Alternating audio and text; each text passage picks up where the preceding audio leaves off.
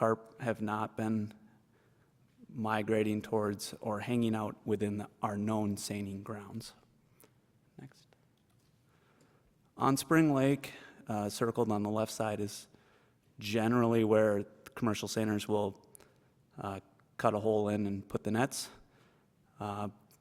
We're getting close. Carp typically would have moved in around mid-March, or excuse me, mid-February to where that circled area is. They've started kind of on the north and east side of Spring Lake, and they've been slowly making their way, hanging around the northern side of the lake. We have current interest from commercial netters to want to remove carp in Spring Lake. So as soon as these fish are in the right location, we'll have commercial netters come out for a seine. Prior Lake, Upper Prior Lake has a little different story. Circled on the left, 4 tags have been hanging out there for better part of February, and we've got 3 tags in the narrows. We have commercial netters coming out this week to look at the aggregation size using their specialized equipment. So we have kind of, we've tried a few different methods of how we can move these carp or combine different strategies to take them out of the lake. After we get confirmation from commercial netters, we'll develop a strategy, whether it be seining or gill netting in the narrows. This is likely to happen later this week or even this weekend. I'm going to be stepping off this side of the stand here. So if you have any carp questions, please let me know. Thanks, Jeff. Yeah, I was going to ask. Can you speak to the equipment that the seiners have? Do they have some ability to maybe read what's beyond the 4 sensors that we have down there to get a sense for how big the aggregation might be, for example, in the major area right there? Is that what you're speaking towards? Yep, President Meiser. The commercial seiners have, it's quite old technology. It's a paper graph, but they use really high-powered sonar to get that paper graph to work. So they're really familiar with it, but when I look at it, it's quite confusing. Don Geyer is going to give us his take on this. He's a little apprehensive on Upper Prior Lake based on previous attempts, where on Spring Lake he's got a little more incentive, personally, he thinks. So whether Don Geyer wants to take the job for seining in Upper Prior will kind of base on whether we do seining or gill netting through WSB and Prior Lake Watershed. Okay, thanks, Jeff. Kurt, did you have, or sorry, Steve did. Sorry, go ahead, Steve. Yeah, Jeff. So when it comes to carp seining, does WSB make the call to go or not on a particular seine, or is it the carp seiner, or do they collaborate with the Watershed District on when the time is right to go on that? And are we relying too much on WSB or not? Manager Pawnee, we do all the tracking here in-house, and we have the position to decide when we want to seine. We then use WSB as sort of the middleman to then contract the commercial netters. And one more question. How many seiners do we have available generally? Generally, we have 3. So 2 of them actually work together quite frequently, but we've used 3 separate netters in the past. And we purchased the actual commercial carp seining net What is the status of that, and are we going to put that to use in some way or sell it if not? We currently have, I think it's a 2,500-foot net that's in storage right now. We used that last fall on Spring Lake, just with WSB in the district, and that was when commercial netters didn't have availability. We still have that net as an option. In the wintertime, it becomes valuable as the commercial netters need to take time with their nets to meet AIS protocols. So when they use their personal nets, which they prefer to use, they also have to decontaminate them. That takes time. All right, thank you. Go ahead, Kurt. I understand you found a log in the bottom of Spring Lake, and I want to thank you for checking that area out so we don't do it again. By the way, folks, this happened a few years ago. We went seining and we hit a log and we tore a part of the net. So thanks for doing that. The question I have is, you obviously have the tractor and the technician to pull it out, and one of our people should be there too. Why was WSB just to pull a log out of the lake? Why were they there? Manager Hennis, we use WSB as similar to how we use this commercial netters. We used them to hire or find the Well, it's not. person It's to not. pull it out. It's not catching carp. It's just pulling a log out of a lake. And I know they charge us. They always charge us. I mean, if you don't have an explanation, fine. But I was just wondering why was that. Maybe it was just an automatic reflex to call WSB. That's how I had written it in the contract. I don't personally know typically divers that would pull this off. The plan was to use divers. They managed to do it without diving. Manager Hennis, we do not have the equipment to pull the log out with our own equipment. Maybe I don't. Maybe I didn't get this. Who supplied the tractor and the chain and the person to pull it out? Wasn't that a private contractor? I assume, right? It was actually one of our regular commercial netters. It was Jeff Riedemann. Well, I mean, I don't think WSB has a tractor and that kind of stuff. All right, I made my point. Thank you. Yep. Thanks. Okay, go ahead. All right, if we're done with the carp, we'll move on. I'm going to start by giving an update on the projects in the upper watershed, what we consider the upper watershed blueprint projects. So last fall, the board had met together and rated the projects that were in the upper watershed blueprint and came up with 6 different projects.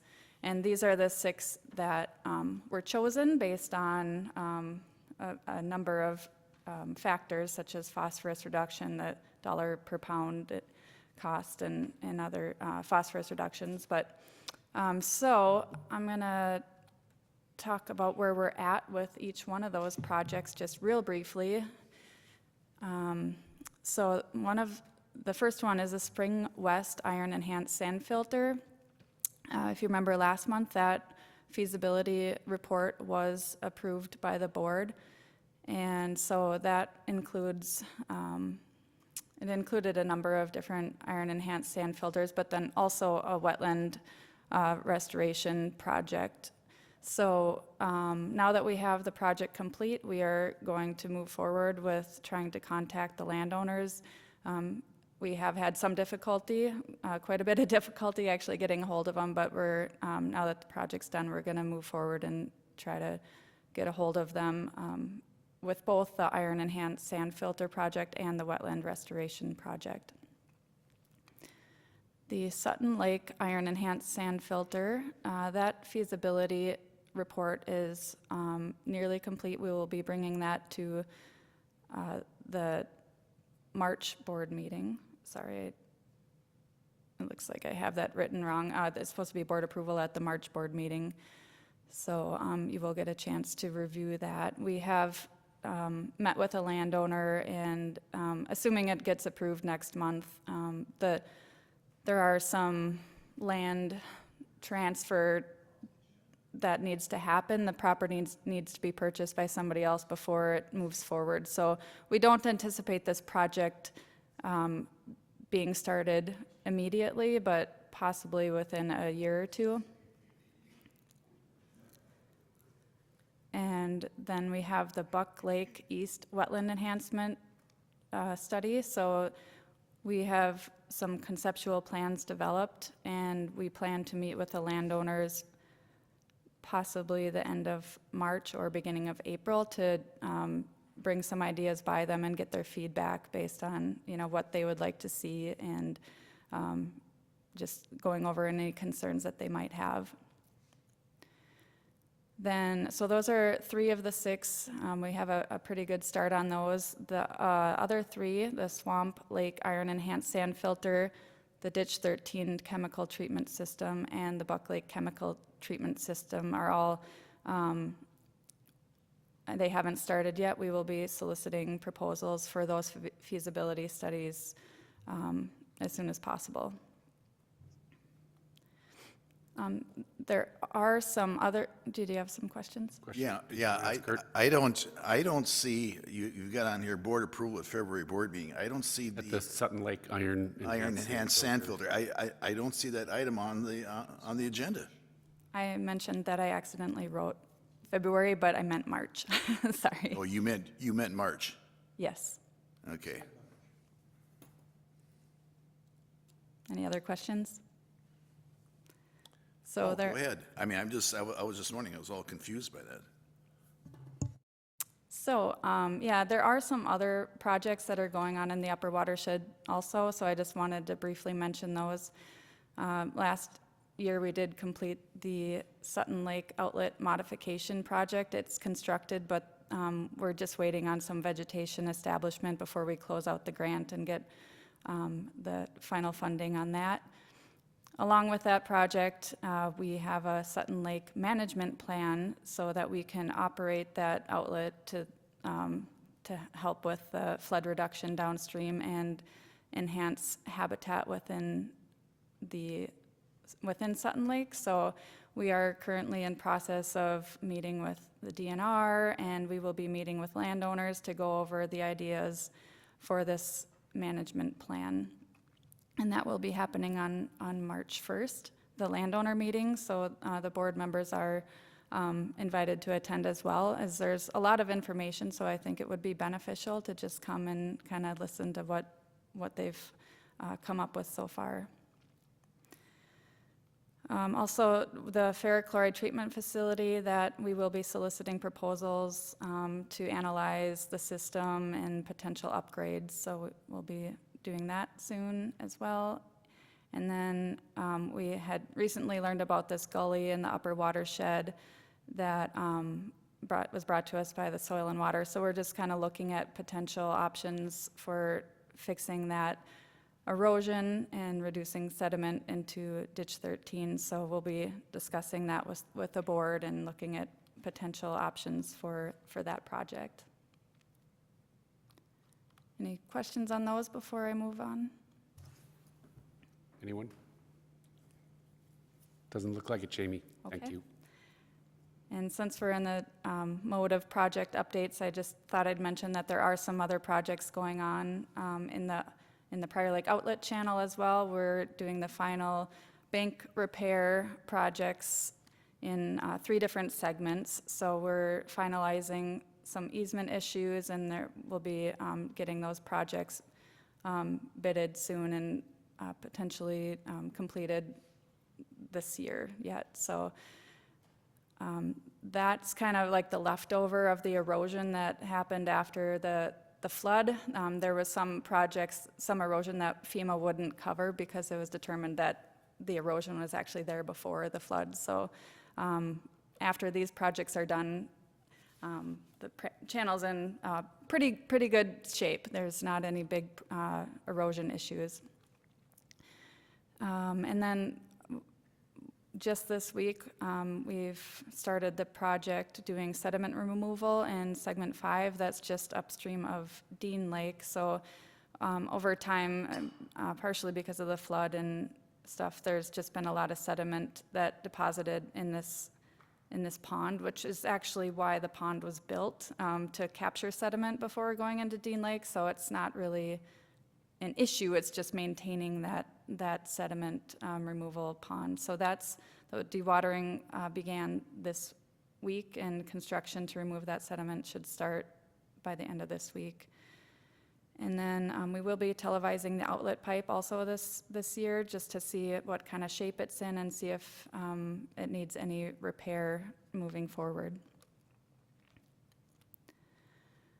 Any questions on those? Maybe not a question, but a statement. I'm thinking, we've traditionally, of course, the PLOC, the outlet channel, is a big deal for the watershed. We don't normally report on it with a little update. I think it's probably great to have. I kind of get updates, whoever the chair is, the one who actually chairs the outlet channel meeting, so I kind of am more aware, but I'm going to assume that is a good thing to keep adding, and I know why Jamie's the one that's doing it, 'cause she leads that effort for us on the staff level. Gents, is that a useful thing for us to get an update on like that for the PLOC? You think that's useful? Yes. Okay, thanks. And the last slide I have is the Growing Healthy Soils event. We did have part 1 in January, and part 2 will be coming up in March. So this is a workshop that we're putting on that was funded by a grant by Bowser. It's for mostly intended for farmers and also agency staff that are interested in learning about innovative farming practices. So this is open to the public. It will be on March 16th from 11 to 3 at Ridges of Sand Creek. So registration is required for this. So if you're interested in attending this, just please contact me and I can get you signed up. We'll have 2 different speakers that are pretty well known and have a lot of practice and experience, especially with cover crops, is probably the main practice that we'll be talking about at that workshop.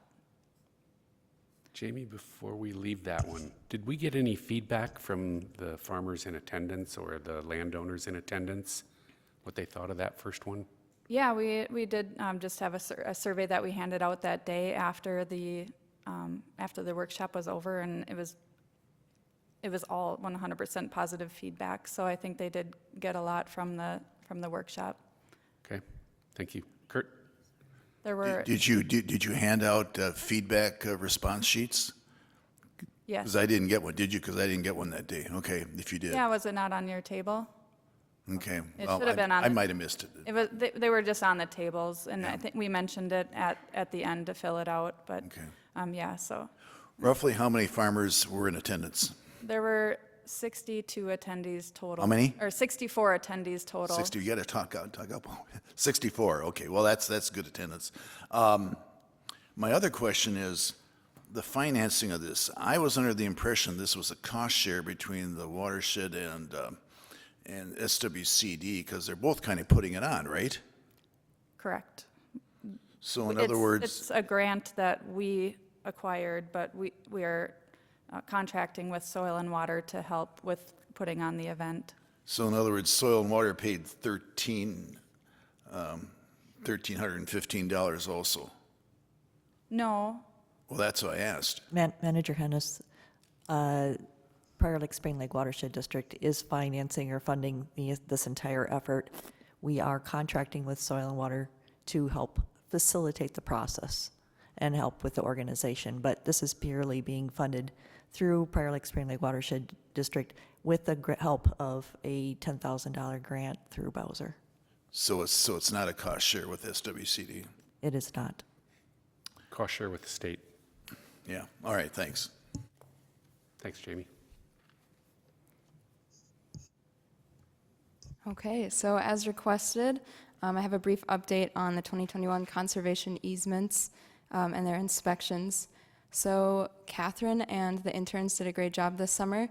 They inspected all 45 of the easements, bringing it a total to 184 unique landowners. So that's a lot of work that they did.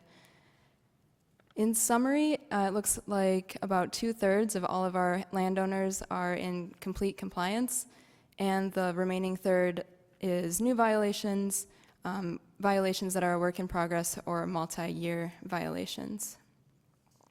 And our goal, okay, actually you can go to the next one. So our goal each year is to get to 90% compliance, or working towards compliance. So if we look at the trends over the years, we've actually done pretty well.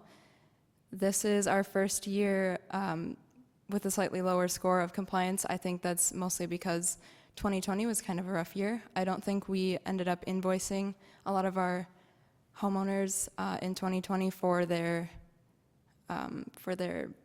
issues on their property.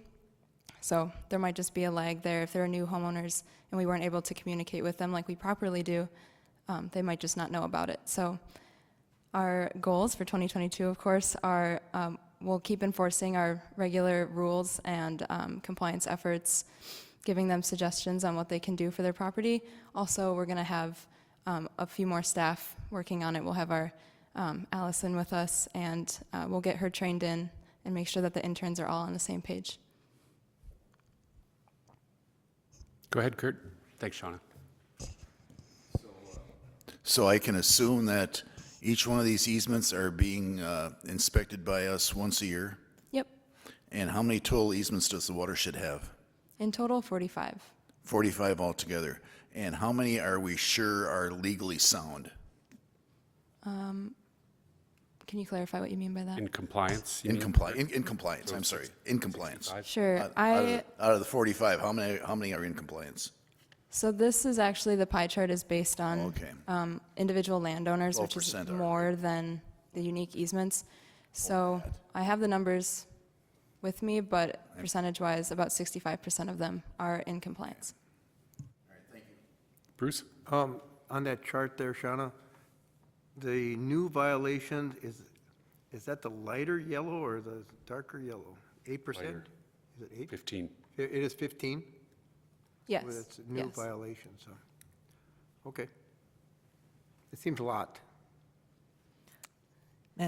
Manager Loney, once again, I think we had a higher incidence of violations this year because we did not do inspections in 2020.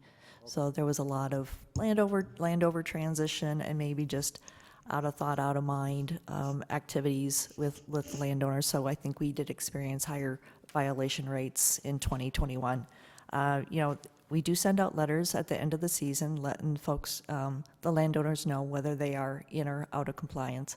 And it is pretty impressive that a lot of them will reach out back to us and try to find out what they need to do to bring themselves back into compliance. I think the next slide, oh, sorry, Bruce. I was going to say, are the violations mainly encroachments into the easement or things that shouldn't be in there? I wasn't able to break down the individual violations, but it typically is either mowing or people dumping grass or twigs. If a tree falls, they might chop it up and throw it in the woods, not knowing that there's an easement there. Okay, thank you. This slide to me tells you exactly what's happening if you don't stay on top of it. It's Right. going to fall back. I remember in the early days when I first joined this board, they were working hard to get that back up, and I kind of remembered what was the importance. Why do we bother with that? And I know they were driving it, and they convinced me that it was a worthwhile activity, and you can quickly see if we don't pay attention to it, it was why those numbers were low. So glad to see you're back on top of it. And Kurt, I know you asked for this to get this back up, so to raise this attention. So I'm going to give you credit, sir, for that one. So thank you, and thanks, Shauna. Next, I'm just kind of going off of that in relation to easements. We developed a worksheet to help people outside of the watershed district understand our process for developing new conservation easements a little bit better. Just because if you take a quick look at the worksheet, it is a little bit complex, so you can understand this is really helpful for developers, landowners, other people who are involved in this, especially our partners with Scott County. They really appreciate looking at something like this, so we know how to work together. It's a really good tool to coordinate, and it also has kind of a checklist so that a landowner who's subdividing their property and now needs an easement can kind of go down the list and figure out when they need to do what. So this has been a really useful tool the past couple of months. some managers, we developed this as we were initiating discussions with Scott County about how could Prior Lake, Spring Lake, and Scott County collaborate better through the permitting process. And so trying to help share with them what our process is. But at the same time, while we were developing this tool, we found that it's just a great communication tool to share out with the folks who we are trying to acquire conservation easements from, to help them understand the process and tick through the steps so that they know where they are in the process and what's going to be coming up next. So we just thought we'd share it with you because we thought it was a really nice tool that we've developed. Great. Thanks, Joni. Frank? Is that green? Okay. Joni, is this then used with the Development Review Committee as well with the city? Because there's parallel, is there not, preliminary and final plat, this document? We can share this with the other implementing partners. You know, so we started out this process with Scott County because that's where we felt communication was needed to be enhanced between our two organizations. But we certainly can share this out with our other implementing partners, the City of Savage and the City of Prior Lake, that they can also share this with other permittees to help them understand the process. Thank you. You know, Joni, actually, I did have one more question. Can you give me a sense, what sort of an effort does this require in hours or an FT, full-time equivalent, to actually keep these easements up on an annual basis? Even ballpark's fine. Manager Weiser, just to keep up the easements? Yeah. Is it a half a person, quarter of a person over a year? It's predominantly done by our interns, and I would say that that's maybe half of their time. I'm going to say 400 hours a year. Okay, so it's a significant effort. It is an effort. That's a significant effort. Thanks. Go ahead, Kurt. Just one quick comment. I came on the board in 2013, and the two previous administrators, both, one of them, Mike Kinney, threw up his hand and said, we don't have enough time and we don't have enough resources to go after the easements that were influxed.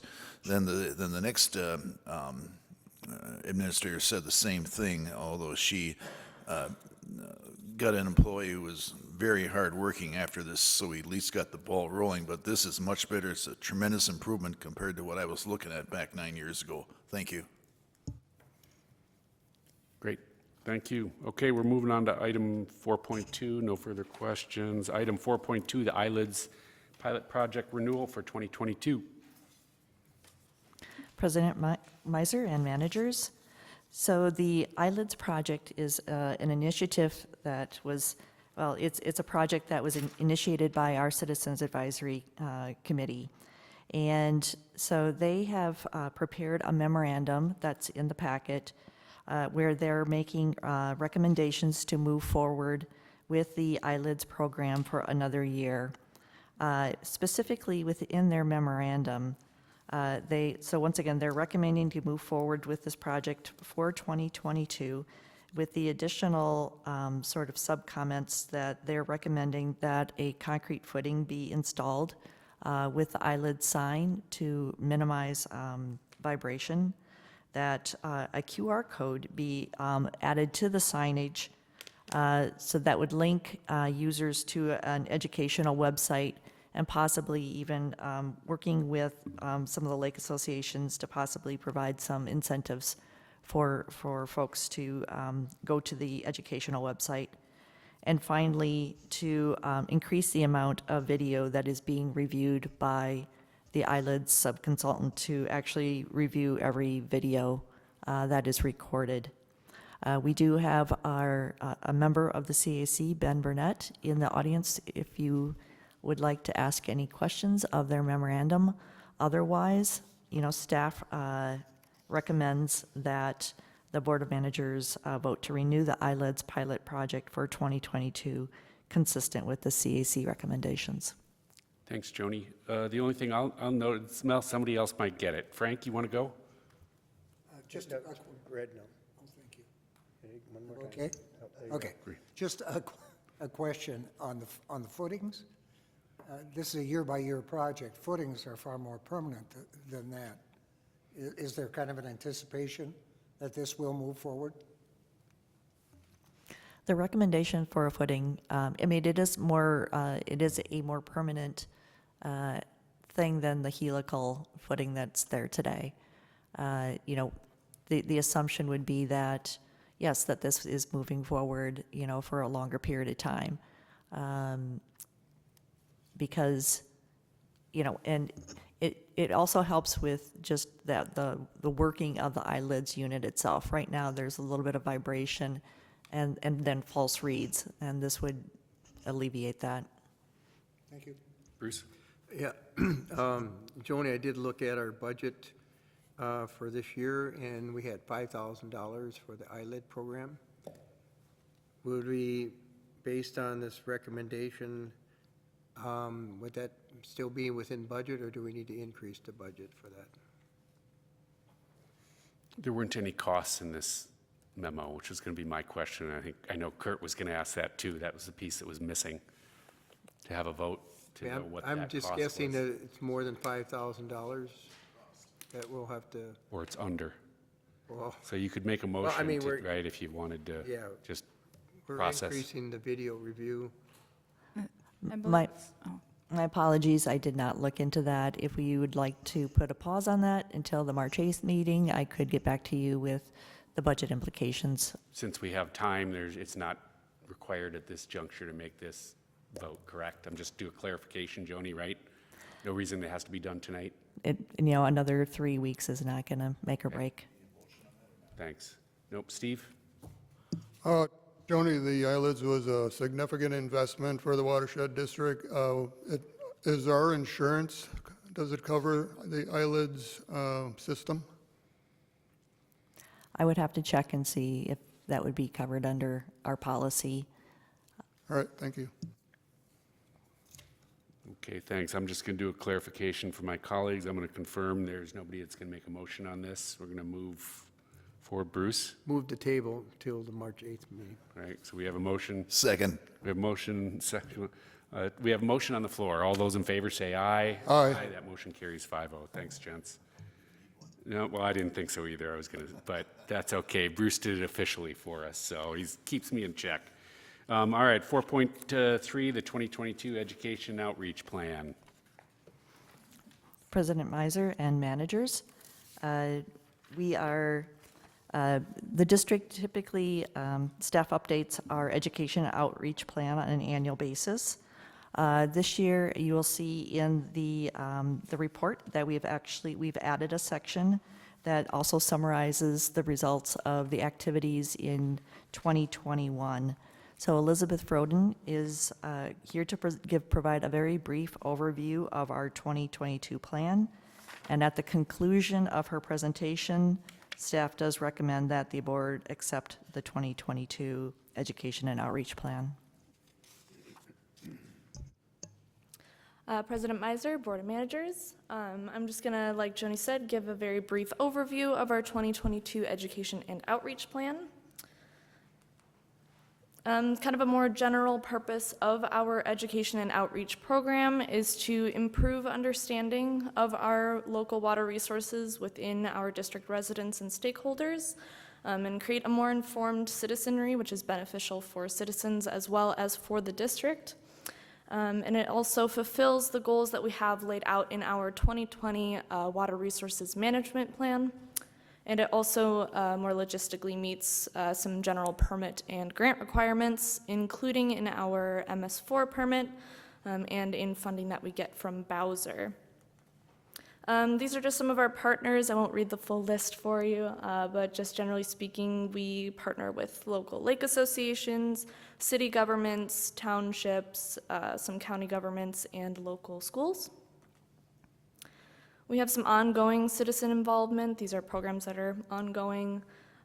Our Farmer-led council, obviously, our citizen advisory committee, and then we coordinate a fair amount of volunteer work as well. We have volunteers that monitor precipitation. They'll assist with our CARP work.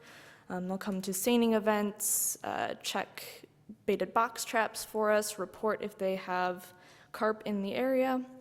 And then we have our citizen-assisted monitoring program, or CAMP, and those are our volunteers who do our lake monitoring, the water quality monitoring.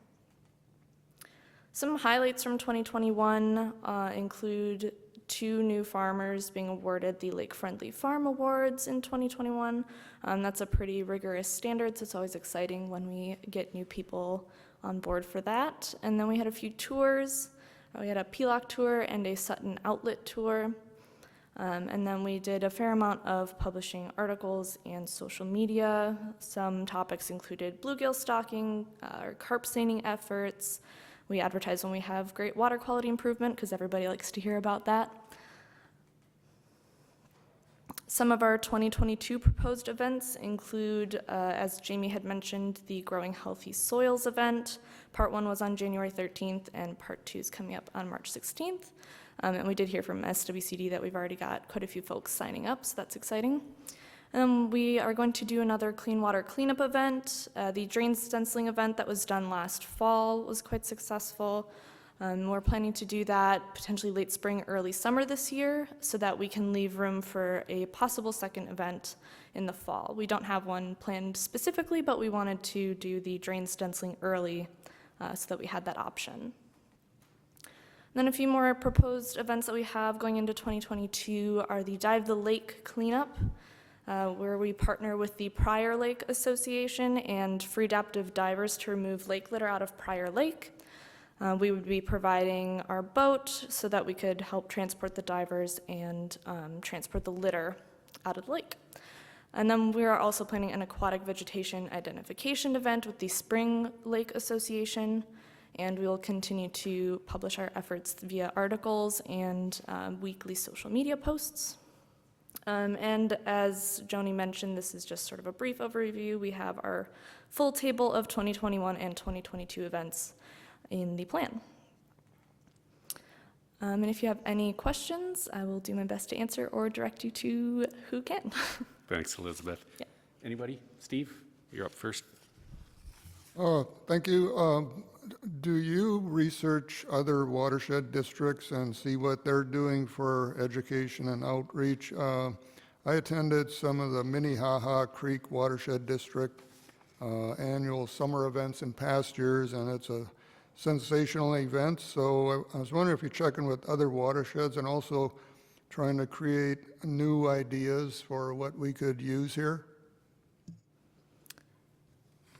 We have looked recently at what other watershed districts are doing in terms of digital outreach, things like social media. We did look into recently. We've also been looking to other watershed districts for how they have their website set up, things like that.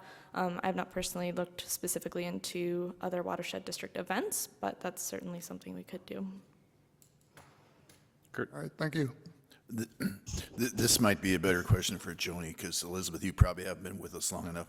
Roughly, Joni, how many staff hours do we put in on outreach and education? Manager Hennis, I couldn't tell you exactly the hours, but it is a lower level of effort than what we dedicate to our other programs and projects. Yeah, I was just wondering a ballpark figure. If somewhere along the line you can come up with something, that'd be great, but thank you. Joni, can you share with me, I know before the board's been interested, which of the programs in the communication or outreach plan are part of an MS4 requirement versus stuff that we're doing above and beyond that? And probably 2 in particular are that I would like to ask about: the local school partnership, and then even the new one, the Dive the Lake. And I'm not asking that. I've been a participant in diving the lake whenever I've been in town to go clean that stuff up. So it's not the reason I'm asking. I just know that's a new item. And I'm assuming that's, well, I'll ask the question instead. Are those part of an MS4 requirement or a grant application? The Dive the Lake, I would have to check and see if it is part of would qualify as one of our MS4 criteria events. A lot of things can qualify as MS4. Once again, it's a balance of also just partnering with our partners to help them with their initiatives. You know, we did not include the table that we developed last year in terms of how this related to all the other granting sources. We can once again resurrect that table and bring it back to the managers. And so if we approve this just as is, it doesn't mean that some of these things might not get done. Is that correct? It is our goal. It is not a guarantee that we're committing to absolutely every one of these activities. Okay. Because is the local school one, is that part of an MS4 requirement? I don't, Generally, I do believe that does meet a MS4, but maybe there's other stuff that could as well. yes. Okay. Maybe we have a chance to see that matrix maybe next time or get an update from that. I would love to see that. Absolutely, we can I know we provide can that. revisit any of these later, specifically if need be, so I'm not going to press any issues, but I'm curious about those two and whether we might already be doing requirements that would meet MS4 and might not add new stuff or do stuff that is over and above and beyond. And the only reason I'm thinking about that is, again, just knowing how much work we've got, and we keep talking about the need to prioritize stuff, so that's the only thing I'm thinking about in doing this, or asking the questions. But that's all I have, so anybody else? Seeing none, then somebody want to make a motion, please, So moved. to approve? Second. We have a motion and a second to approve the Education Outreach Plan for 2022. All those in favor say aye. Aye. That motion carries 5-0. Thanks, everybody. Okay, we're going to move on to 4.4, the resolution authorizing the membership in the 4M Fund. So moved. President Meiser and managers. The district is looking for a depository for district funds that meet state statutes, the district's investment policies, and opportunities for short-term investments of funds until they are needed for specific projects. A representative from the 4M Fund presented information about the fund to the managers at the January workshop, and at that point, the managers made a recommendation to take the next steps to join the 4M Fund. And that the first step that we need to take is for the Board of Managers to adopt a resolution authorizing membership into the 4M Fund. So staff is recommending that the Board of Managers approve Resolution 22-354, authorizing membership in the 4M Fund. Anybody have any questions for Joni? Because I'm going to have a statement before you make a motion. Anybody? Steve, do you have a question? Normally, I'd be a little apprehensive about this particular fund and organization, but it has been vetted by our accountant, Clifton Larson Allen, so I feel comfortable with it, and I think it'll do good things for the Watershed District.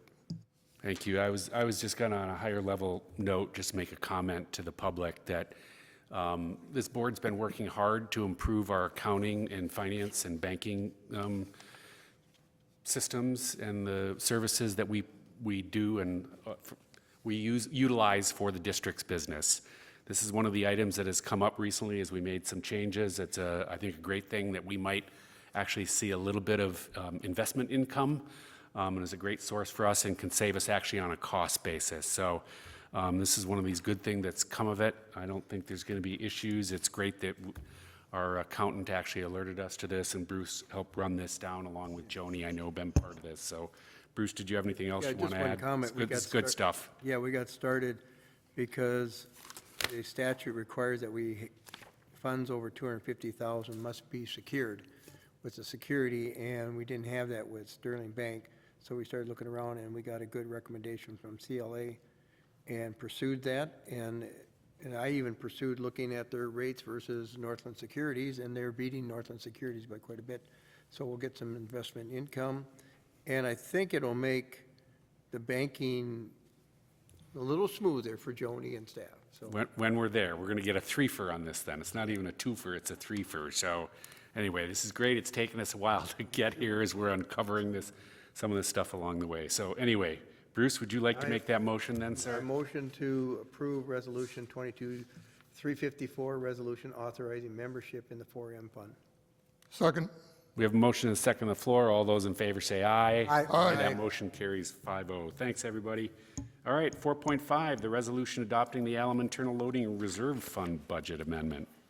President Meiser and managers, in December, the Board of Managers approved the 2022 budget, and within that budget, there was a line item for the Alum Internal Loading Reserve that included $230,000 of funds that were committed, that were committed funds. And those committed funds are really, the purpose of that is to build up the reserve of funds for future alum treatments beyond year 2022. So therefore, the $230,000 of committed funds really are not an accurate reflection of budgeted 2022 expenditures. Therefore, we are recommending that we amend the budget to remove the $230,000 of committed funds for the Alum Internal Loading Reserve and reduce the budget from $2,436,635 down to $2,206,635. And staff recommends the board adopt Resolution 22-355, once again, adopting the Alum Internal Loading Reserve Fund 2022 budget amendment. Joni, can I just clarify, the net funds at the end of the year will be this amount, though, is that correct? That is correct. Okay, thanks. Bruce? I just want to ask Joni, but I think we already have 230,000 in committed funds from last year, 2021. So this will increase it another 230, so we'll have 460 in our committed fund for alum, correct? Manager Loney, that is correct. The removal is for the 230,000 that was committed in December of 2021. That at the end of 2022, we will have to do another commitment for the 230 that is being levied for this year. Oh, I see. So this is just a process by us setting up these commitment funds, then. Am I now better understanding that? Okay, because I was confused. Bruce? I thought Yes. we've already shown in a treasury report, we've been showing a $230,000 commitment for alum previously. This does not increase that? That's part of the 2021? Yeah, can you clarify, maybe, Bruce, maybe I try asking it, because I was also going, what exactly are we doing here? You know, what's on this proposal? Because I thought we already put that stuff in place to accrue those funds and then doing a new budget for the 2022 on those additional funds that I think Bruce is getting at, that we're going to be adding to that into our commitment fund. So I wasn't sure also, I thought you were just changing some language here. So can you maybe try and help us? Because we're struggling with this, Joni, on what this is then. In the budget that was adopted in December, we had $230,000 under budget reserves for the alum line item. And that was really just a carryover of the unexpended funds from 2021. So that now has been removed from the budget. I thought we I already can moved clarify this. this, I Go ahead, Bruce. Okay, in our 2022 budget, we had 250,000 budgeted for alum. That is And when I correct. talked to you, Joni, before, we said we're going to keep 20,000 of that for cores or whatever else we need to do for, for monitoring or whatever. But then, the way I see this, we've already had 230,000. This is reducing the 2022 budget by 230,000 and putting it into a committed alum reserve fund. So that would double it. We should be up to 460. At the end of the year, we will be at 460. Okay, but this resolution is saying we're going to do that. We're going to reduce the budget. It actually, you're saying at the end of the year, it comes into the fund then? So the budget has been reduced, right? The budget that was presented or adopted in December carried over $230,000 that was committed in 2021. Those were dollars that were levied in 2021, and at the end of the year, we had committed those funds specifically for the alum treatment. In 2022, though, we are levying another 230,000, or actually we're levying 250,000, 20,000 of which is to do some sediment core treatment if we need to do that this year, some sediment testing to determine when we're going to do the alum treatment. But 230,000 of that was intentional for, once again, building up the reserve. So the 230,000 is still part of our levy this year. And that 230 that we are levying for in 2022, at the end of the year, we will then go through a process again of committing those funds, of actually committing them, so that there will be $460,000 of committed funds. So I'm going to do a clarification. I thought at the last meeting, if not the one before that, but I thought it was the last meeting, we already moved the 12/31/21, 230, right? So we have 230,000. So I'm going to go the 2021, 230,000. We already moved into the committed fund, either last meeting or the meeting before, correct, Bruce? Right. So, But that was still showing up in our 2022 budget, and that's what I felt you did not want to see.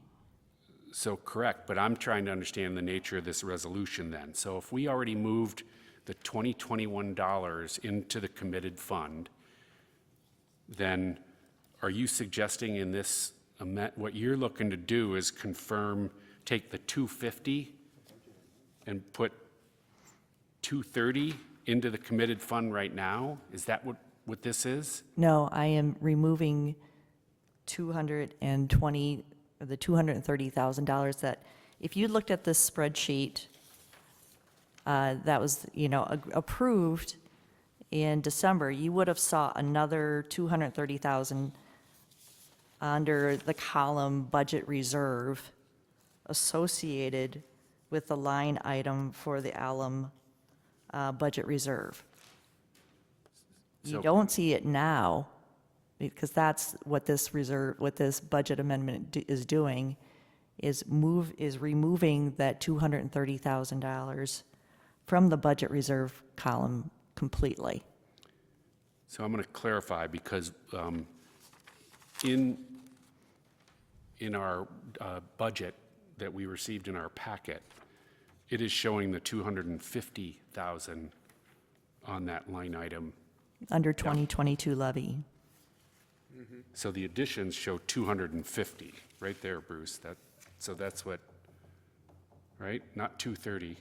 Right, but And so, But if you looked at that same line, that column, if we had looked at the last budget, and once again, this is not a time-critical issue, so if you want to, once again, hold on this, probably the best communication would have been for me to show you the spreadsheet that was approved in December versus this spreadsheet. And so you can see where I did remove $230,000 from the budget. And that 230 was removed from the column budget reserve. okay, so then Joni, actually then the budget that we received in our packets then is probably not accurate either then. Because is that a true statement? Because then you're saying it should, if anything, say 230,000 in the fund balance commitment assignment area that we've just had, not 250. So then we're really only moving 230 from the budget. Another 20 grand will move up above. Is that correct? I mean, that's what I'm hearing, if I'm hearing you and Bruce correctly. So I'm going to gather we probably want to table this one just to get that accurate, because those numbers aren't tying out. Yeah, if it's the difference between the 250 and the 230, So it should be, that's in the very bottom table. Is that where the confusion is? yeah, well, I think that's it, yeah. And so this isn't adequately reflecting that, and I'm not sure that language. I know when I was reading it, I got to be honest, I didn't completely understand what the Why don't purpose of I, that was. yeah, I'm sorry, Manager. Nope, go ahead. Manager Meiser. Why don't I circle back again with our accountants, and let's make sure that we actually have this absolutely correct and I'll bring it back again. Sounds good. We want to table this, Bruce, you want to, as our treasurer? sure. I'll table Make a motion. I motion to table Resolution 22-355. Second. We have a motion and a second on the floor. Any further conversations? Seeing none, all those in favor say aye. Aye. Aye, that motion carries 5-0. Thanks, everybody. Okay, we're on to the COVID-19 safety plan update, 4.6. The Board of Managers adopted a COVID safety plan in June 9th of 2020. Conditions have evolved quite a bit since that point in time. And so it was decided to revise the safety plan to provide updated guidance to the district. There was a special meeting held with the Board of Managers on February 7th of this year to review an initial draft of the updated safety plan. The draft of the plan that is included in the packet does reflect the changes that were suggested at the special meeting. Therefore, staff is recommending that the Board of Managers approve the updated COVID-19 safety plan.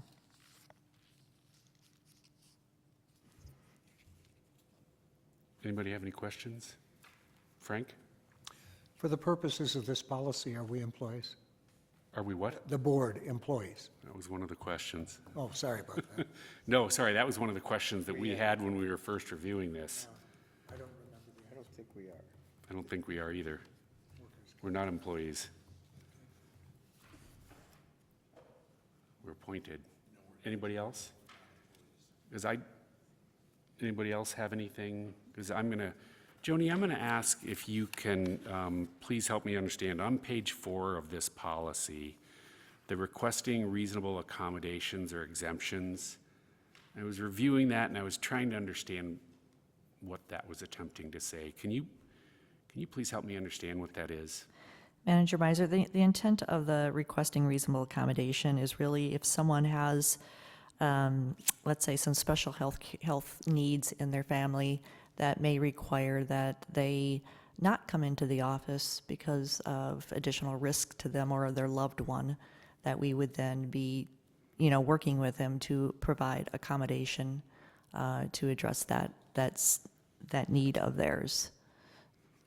So it's really trying to say that if people have special, needs and health conditions that COVID would cause problems for them, or coming into the office and working would cause problems, that we would work with them on that. Okay, and so I think I understood. I'm going to clarify. In the second paragraph, when you talk about accommodations for workers with underlying medical conditions, is that also then so an employee, if they have some issues with some aspect of this policy and in consultation with their doctor, I didn't quite see the language that they could approach you with information from their doctor saying some aspect of this is detrimental to their health, and they're asking to be waived from that. Is that the purpose of this? I don't see it quite as clearly stated like that, but... That's essentially the intent of that, yes. Okay. Anybody else?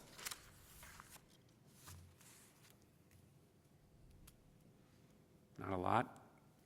I'm going to at least state the one thing that I like seeing is that we've removed the vaccine mandate kind of language, that was struck from this. I had some issues with that, the language that as it was written, but I see this as an improvement over what we saw a couple of weeks ago. Kurt? I just want everyone to realize, and that means all of us, everyone in this room, the staff and the managers, that the COVID-19 issue is an ongoing transitory situation. There could be modifications. The infection rate is going down now after a long period of time. There might be more variants, blah, blah, blah. This is certainly not set in stone long term, but we have to keep that in mind going forward. This is our best effort right now, but it may very well not be the last effort. Thank you. Thank you. Then I'd entertain a motion. Sure. I'd make a motion to approve the updated COVID-19 safety plan dated February 15th, 2022. Second. We have a motion and a second on the floor. All those in favor say aye. Aye. Frank? Aye. 5-0, thank you. Okay, we're on to the next item, 4.7, manager recognition. This is, we come every couple of years, we occasionally get some new managers, and it's the opportunity to recognize those who've served us. And I know Manager Pani will be leaving us. Steve, I'm just going to tell you, I know you have been one of the big stalwarts of the water district. Yeah, I mean, seriously, you have, ever since you joined the CAC, and I don't know, how long has your tenure been? I mean, how long have you worked? CAC was about 6 years, maybe 7, and so I've been around a while. About 8 years, Steve has been working mostly behind the scenes, and also here in front of the scenes here in this last bit. And so, Steve, I mean, I greatly appreciate all the service that you've provided us. He had deep experience on Lake Volney that we would hear about and bring some of those good ideas. He ran the CAC for us for years. He was our president. So Steve, seriously, thank you for everything that you've done for the district and for our community as a result of that. So much appreciated, sir. You're welcome. I'd like to thank all the managers in the last year and a half for working with me. I've learned a lot. The staff has been outstanding. Really appreciate what they do. And hopefully by our meetings and the Watershed District, more people are becoming stewards of all water resources. So not many things more important than water. So the aquifers, the lakes, rain, streams, everything. Water's very important. And so thank you very much, everyone, and best of luck. I'll still be around, and so we'll see you next time. Thank you.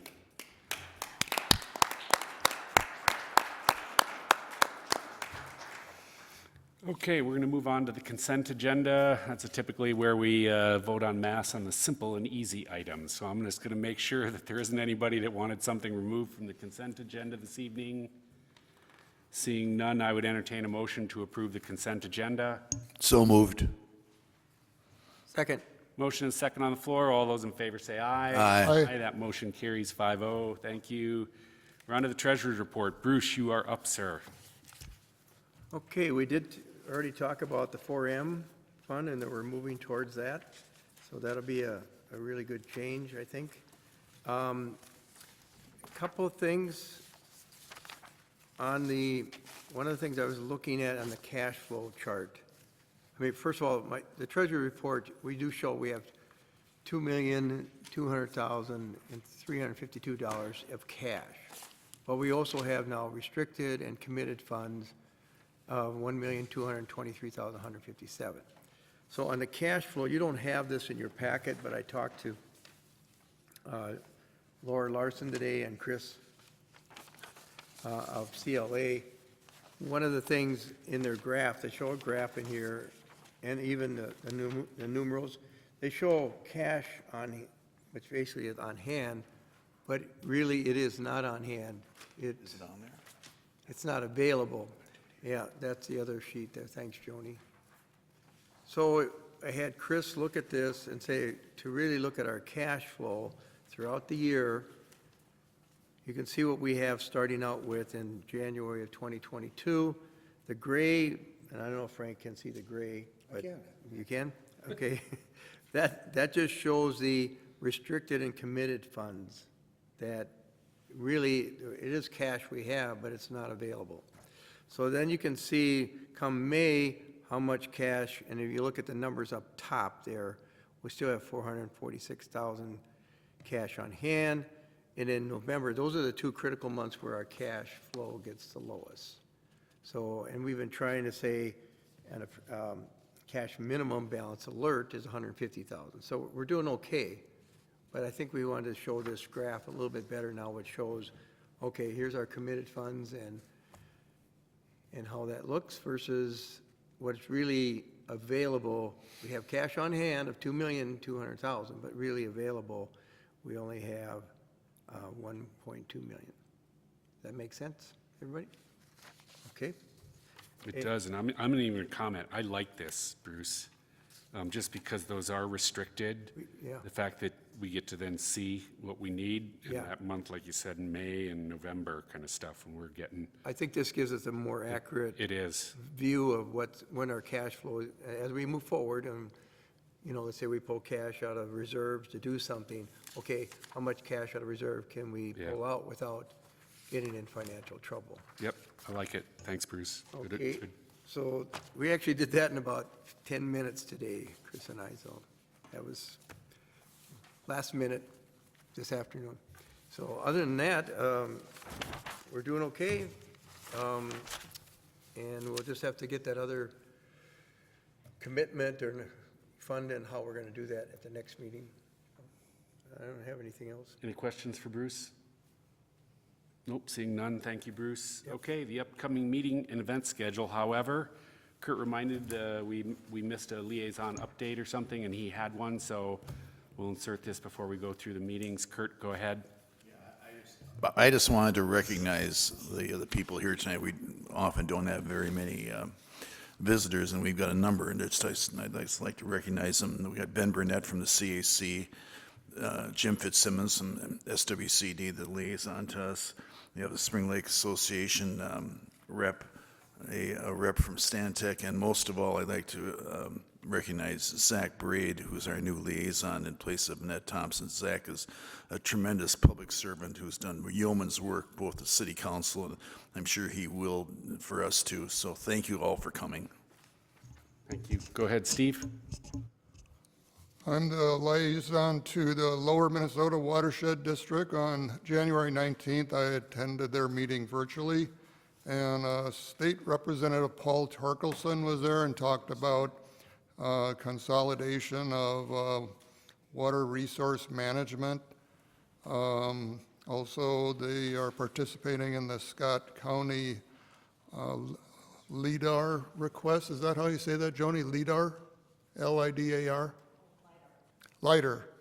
That is a system that counties and watershed districts use to analyze situations in the landscape. And so Lower Min is a very interesting watershed district. They do a lot of different things in their areas, a lot of different cities. So it's been fascinating. The end. Thanks, Steve. Anybody else? Bruce? I was just going to, on the city of Shakopee, I review their agenda, but they were going to do an outlet to the Quarry Lake. And it was interesting from the standpoint, the water's been getting higher and higher, there's no outlet. Well, the drought last year kind of solved their problem. Then they took bids, and the bids came way under, or way over. So they decided to wait again and see what happens if the water's going to come back up. So I thought that was interesting. And if we continue with the drought this year, that, you know, maybe we're going to have to look at some of these projects we're doing, and maybe we can get them done because of the conditions. But other than that, Scott WMO, they met, and they did discuss the Unified Watershed Management Study. And I think they're moving a little bit forward, probably one more meeting to hopefully finalize that. Thanks, Bruce. So we have the upcoming meetings. Anyone want to volunteer to read these for us? I think Okay, Steve- I'll do it. Steve should. Steve should. What's that? Steve should, it's his last meeting. There you go. Steve, you want to do these? You want to do our upcoming meeting?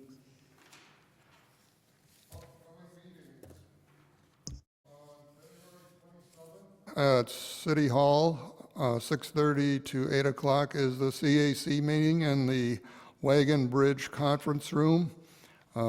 If you're interested in serving on our Citizens Advisory Committee, contact the Watershed District. Tuesday, March 8th is our next Board of Managers meeting, 6 o'clock at City Hall here. 4 o'clock is the workshop, open to the public. On March 16th, it is our Farmer-Led Council Growing Healthy Soils event, Part 2. It'll be from 11 o'clock to 3 o'clock at Ridges of Sand Creek in Jordan. And the other meeting is all of the managers. You are throwing me a party at some point, right? Okay, maybe not. That's all. Steve, do you want to make a motion to adjourn this evening? Motion to adjourn. Second. We had a motion and a second on the floor. All those in favor say aye. Aye. Aye. That motion carries 5-0. Thanks, everybody. Good night. Managers, we did bring some cookies to celebrate Manager Pawnee's last night with us. So we'll have a little cookie celebration right now. Who's the second? I was the second. No, I was the, no, you did it, Oh, you're right. and I did the second. You guys got the checks?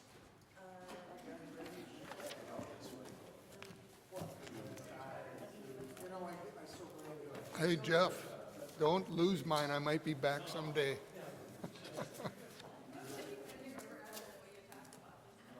I might be back someday. Well, you should probably keep it in the